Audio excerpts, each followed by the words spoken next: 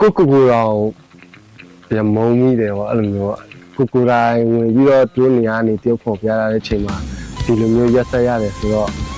ကိုတော်ယုံမိပါတယ်ပေါ့ဟုတ်ကဲ့အားလုံးပဲမင်္ဂလာပါ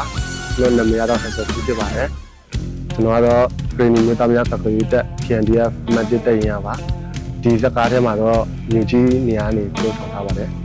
သူတို့ရဲ့စိတ်ရိုင်းစိတ်ချမ်းနေမျိုးလိုက်ပြီးတော့အစစ်မှန်မှုရအောင်လုပ်ပြီးထည့်ရတာတော့ခက်ခဲဆုံးဒီ training မှာဆိုလို့ဆောင်ဟုတ်လို့မျိုးဇက်ကားတွေကနေဒီစစ်ခွေးရဲ့ရုံမှမှုရောပြန်တွေ့ရတယ်ပေါ့နော်အဲ့လိုမျိုးကနေပြီးတော့မှအောင်ဆုံးစိတ်ကိုပြင်ဆင်ပြီးတော့သူတို့တော့မှဒါမျိုးလုပ်နိုင်တာပဲဟုတ်လဲလုပ်မယ်ဆိုတော့စိတ်မျိုးထည့်ပြီးတော့ပဲကြိုးစားပြီးလုပ်ခဲ့ရစလာတဲ့အခန်းဖြစ်မယ်ဒီလက်အောင်ပေါ့နော်ဒီတချင်းဆိုတဲ့အခန်းအကြိုက်ဆုံးပါလေပင်ထောက်တဲ့အချိန်မှာတကယ်တော့နာလို့မျက်ရည်စစ်ကြတယ်ဒီကကြိုက်ကြီးပဲသူမျက်ရည်ကြတယ်ကောင်းတယ်ပေါ့ကောင်းတယ်အဲ့လိုပြောတာတော့အမတရားအဖြစ်ဆုံးပါပဲရုပ်ရှင်ဖွဲ့သားတွေတခြားသောဖန်တီးသူတွေကလည်းဒီလိုမျိုးရုပ်ရှင်နဲ့စစ်ကောင်စီကိုထိထိရောက်ရောက်တော်လှန်နိုင်တယ်ဆိုတာဒီသိရှိခွင့်ရခဲ့တယ်ပေါ့နော်ပြီးတော့ဒီလိုမျိုးပဲရုပ်ရှင်ပြုဆောင်နေတော်လှန်နေတဲ့လူတွေကိုဒီအဆိုတော်တွေပေါ့နော်အဲ့လိုမျိုးလူတွေကိုကျွန်တော်တို့တကယ်ကြည့်စုတင်ပြီးသွားတယ်ပေါ့နော်အဲ့ချိန်မှာသူတို့လည်းတော်လှန်ရေးမှာတကယ်ကို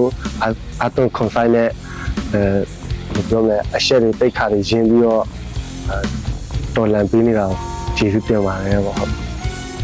အနုပညာနဲ့ကြတော့ဒီအရှက်တွေပေါ့ကိုမရှက်မကြောက်ဘဲနဲ့ပြုံးဆောင်ရတာတွေရှင်းရတယ်ဒီ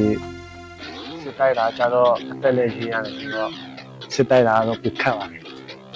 စကားတစ်ခုရိုက်မယ်မင်းဒီနေရာနေပြုံးဆောင်နိုင်လား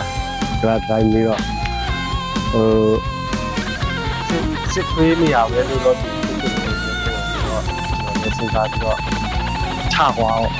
ဘာလို့ဖြစ်နိုင်မှာလဲဆိုပြီးတော့သူကလည်းလုံးရပြီးတော့ကျွန်တော်လည်းချတာလည်းအဲ့လိုမျိုးနဲ့ပါချစ်ခဲ့တာပါဒီရုံမှာရက်ဆက်တဲ့လူတွေကတော့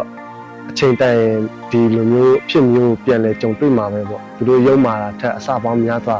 ပြန်ခံစားရမယ်ဆိုတာမျိုးပြန်ပြီးတော့မြင်ရတယ်ပေါ့နော်ပြီးတော့စကားလည်းခေါ်တာလည်းဆန်ပါတယ်ပေါ့ရဲဘော်တွေပေါ့နော်ဒီစကားကိုtiêuဆောင်ခွင့်ရတဲ့အတွက်ဝမ်းလဲဝမ်းသာပါတယ်ကိုလည်းပြန်ရှက်မိတယ်ပေါ့နော်အားလုံးမိဘပြည်သူတွေကလည်းမမုန်းကြပါနဲ့လို့ဒါပေမဲ့ဒီတော်လန်ရေးအတွက်အထောက်အကူဖြစ်စေခဲ့တဲ့အတွက်လည်းကိုဂုဏ်ယူနေမှာပေါ့အားလုံးမိဘပြည်သူအားလုံးလည်းလေးစားပါတယ်လို့အားလုံးလည်းဒီအာဏာရှင်စနစ်အပြီးတိုင်အထိဆက်လက်တိုက်ပွဲဝင်သွားဖို့အားလုံးဖိတ်ခေါ်ပါတယ်မြေတိုင်းရက်ခံပါတယ်ဟုတ်အားလုံးကျေးဇူးတင်ပါတယ်